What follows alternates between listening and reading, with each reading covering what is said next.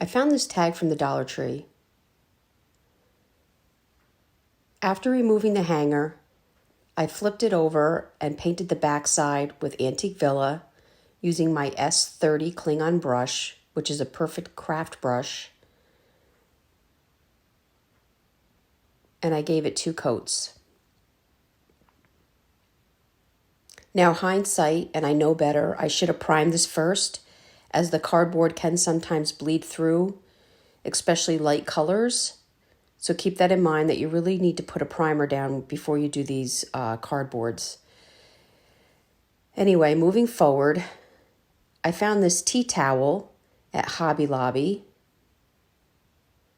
It was on sale. I'm going to say I probably paid about, maybe $5 for it. And I'm just cutting out enough so that I know I'm going to cover the front and be able to wrap it around to the back.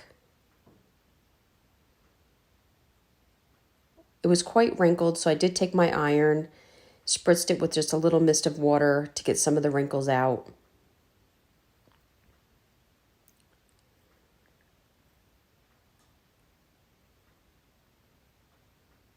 Now I'm using my Wise Owl varnish and my B10 Klingon brush. And I varnished half of it and laid it down, and then flipped the other half and laid it down. This way I can keep my fabric from shifting and keeping it quite straight.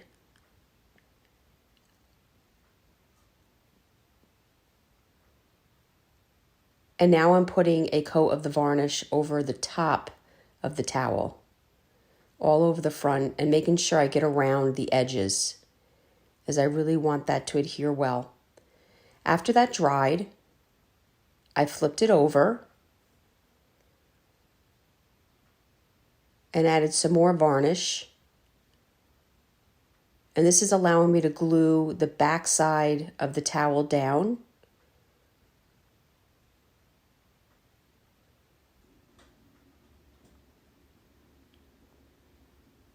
Now you want to make sure you're putting enough on till the fabric is saturated. You don't want it dripping, but you do want to get the varnish all the way through the fabric.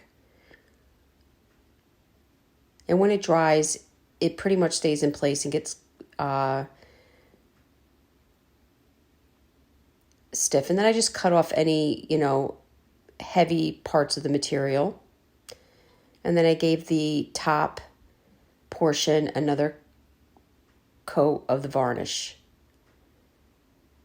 Now this is all dry, and I'm taking a piece of cardboard and cutting it to the shape of my tag.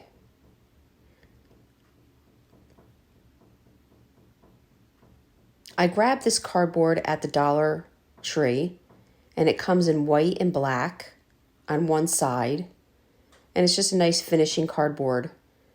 And this is what I'm going to apply to my back to finish the back off. And I'm going to add some E6000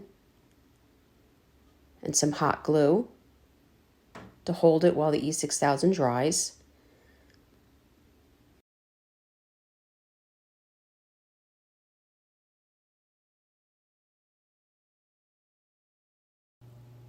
Now I found this windmill at Dollar General, and I'm removing the little bell at the bottom.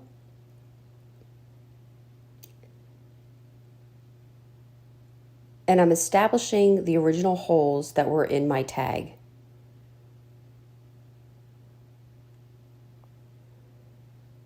Taking some tape and wrapping it around the end of my jute to help me thread it through my new holes.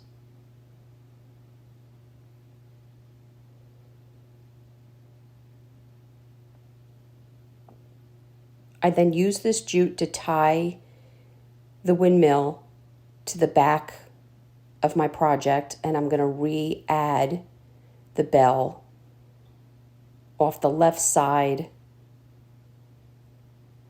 of the existing bar on the windmill, if that makes sense. Guys, I really hope you enjoyed this video. If you'd like to see other tutorials, go check us out on YouTube. For paint products or transfers, chalkitupfancy.com. And if you'd like to see other tutorials, you also can see them at chalkitupfancy.com. Thank you so much for watching.